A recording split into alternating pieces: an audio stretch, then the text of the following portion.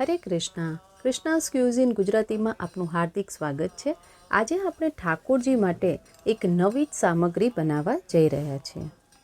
એમ જોવા જઈએ તો બ્રેકફાસ્ટમાં આપણે અનેક પ્રકારની અલગ અલગ વાનગીઓ બનાવતા હોઈએ છીએ. તો આજે આપણે એક વિસરાતી જતી વાનગી બનાવવા જઈ રહ્યા છીએ. તે છે મહારાષ્ટ્રની મુટકે. તે ખૂબ જ સરળથી અને ફટાફટ બની જાય છે. મુટકેને જનરલી ચટણી અથવા તો દાળ સાથે સર્વ કરવામાં આવે છે. તો આજે આપણે એક ફટાફટ બની જતી દાળની રેસીપી પણ જોઈશું. મુટકે બનાવવા માટે સૌપ્રથમ આપણે લઈશું 3 કપ જેટલો ચોખાનો લોટ. હવે એક વાસણમાં આપણે 4 કપ જેટલું પાણી લઈ લઈએ. 1 ચમચી જેટલું મીઠું અને 1 ચમચી તેલ ઉમેરી દઈએ.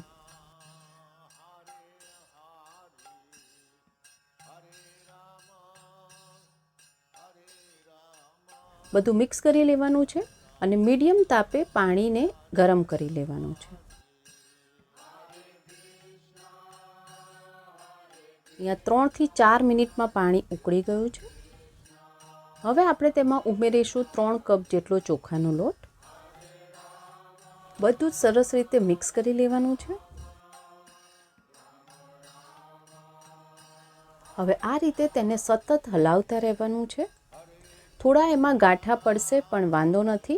એ પછી આપણે જ્યારે લોટ મસળીશું ત્યારે એ સ્મૂથ થઈ જશે. અહીંયા સરસ રીતે મિક્સ થઈ ગયું છે.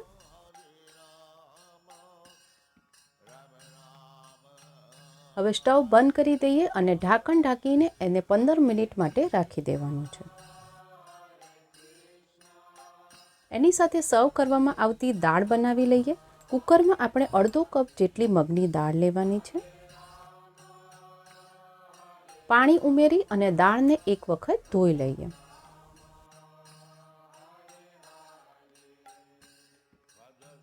અડધી ચમચી મીઠું ઉમેરી દઈએ. અડધી ચમચી જેટલી હળદર અને 2 કપ જેટલું પાણી ઉમેરીએ. હવે ઢાંકણ ઢાંકી અને ધીમા તાપે તેની 2 વિસલ વગાડવાની છે. અહીંયા આ લોટને 15 મિનિટ જેવી થઈ ગઈ છે અને જોઈ શકો છો કે લોટ હજી પણ થોડો ગરમ છે. આ રીતે ગરમ હોય તો આપણે હાથથી એને મસળી નહીં શકીએ. તો આ રીતે મેશરનો ઉપયોગ કર્યો છે અને તેને સરસ રીતે સ્મૂથ કરી લેવાનો છે.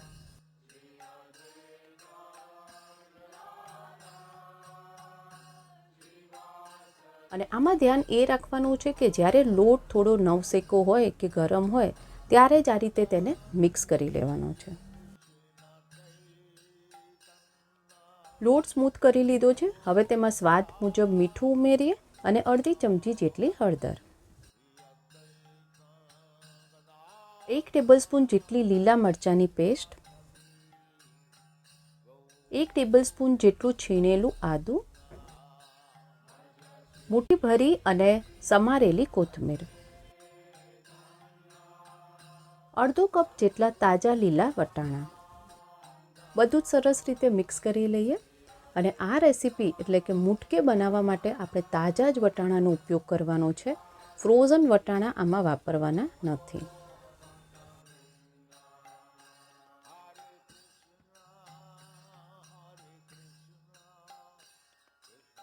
અહીંયા તમે જોઈ શકો છો કે આપણે બધું મિક્સ કરી રહ્યા છીએ પણ વટાણા થોડા મિક્સ નથી થઈ રહ્યા. તો ચિંતા કરવાની જરૂર નથી. એ પછી એમાં સેટ થઈ જશે. બધું સરસ રીતે મિક્સ થઈ ગયું છે. હવે એક સ્ટીમિંગ પ્લેટ લઈ અને તેને ગ્રીસ કરી લઈએ. તમે ઇડલીના સ્ટેન્ડમાં પણ આ મુટકે બનાવી શકો છો. આ રીતે હાથ ઉપર થોડુંક તેલ લગાવી લઈએ અને થોડું મિશ્રણ લઈ અને તેના મુટકે આ રીતે મુઠિયા જેવું આપણે વાળી લેવાનું છે.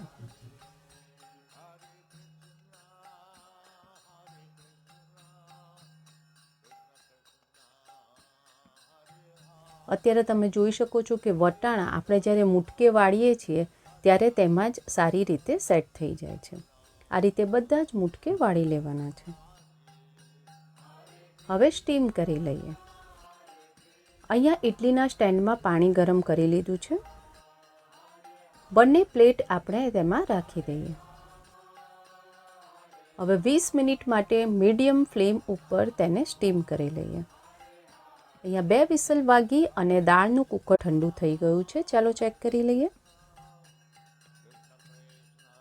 દાળને આ રીતે જંગી લેવાની છે. દાળ સરસ રીતે બફાઈ ગઈ છે.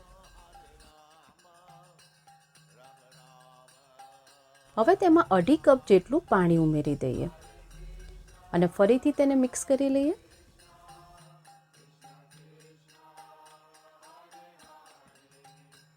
દાળનો વઘાર કરવા માટે 2 ટેબલસ્પૂન જેટલું ઘી ગરમ કરી લઈએ. તાપને ધીમો રાખવાનો છે. 1 ચમચી જેટલી રાઈ લઈ લઈએ, 5 ચમચી જેટલા મેથીના દાણા, 1 ચમચી જેટલું જીરું, 5 ચમચી જેટલી હળદર, 5 ચમચી જેટલી હિંગ, 1 ટેબલસ્પૂન જેટલું ઝીણું સમારેલું આદું, 2 ઝીણા સમારેલા લીલા મરચાં અને 3 સૂકા મરચાં લઈ લઈએ.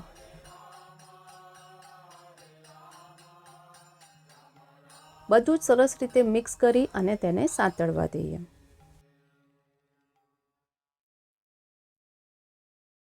હવે તેમાં 1/2 ચમચી જેટલું લાલ મરચું ઉમેરીએ. બાફીને રાખેલી મગની દાળ ઉમેરીએ. સ્વાદ પ્રમાણે મીઠું ઉમેરી દઈએ અને મિક્સ કરી અને દાળમાં એક ઉભરો આવવા દેવાનો છે. વચ્ચે વચ્ચે દાળને આ રીતે મિક્સ કરતા રહીશું. અહીંયા 5 થી 6 મિનિટમાં તમે જોઈ શકો છો કે દાળ સરસ રીતે ઉકળવા લાગી છે. હવે તેમાં 2 થી 3 ટેબલસ્પૂન જેટલો લીંબુનો રસ અને થોડી કોથમીર ઉમેરી દઈએ.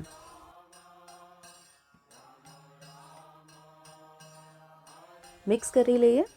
તો તમે જોઈ શકો છો કે આ મગની દાળ જે છે એ કેટલી ઝડપથી આપણે તેની સાથે સર્વ કરવા માટે બનાવી શકીએ છીએ. સ્ટવ બંધ કરી દઈએ. અહીંયા 20 મિનિટ જેવો સમય થઈ ગયો છે અને મુટકે પણ સરસ રીતે સ્ટીમ થઈ ગયા છે. સ્ટવ બંધ કરી દઈએ. મુટકેને ગરમા ગરમ જ સર્વ કરવાના હોય છે.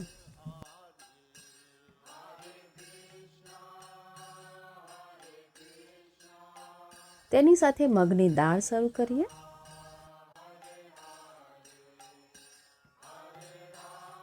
સર્વ કરતાં પહેલાં ધ્યાન રાખીએ કે તુલસી પત્ર પધરાવી અને ઠાકોરજીને પહેલાં ભોગ અર્પણ કરી લઈએ. In this journey of devotional cooking, let us always remember to sanctify our meals and hearts by chanting. તો બનાવીને ઠાકોરજીને ભોગ અર્પણ કરી અને પ્રસાદના રૂપમાં ગ્રહણ કરવું.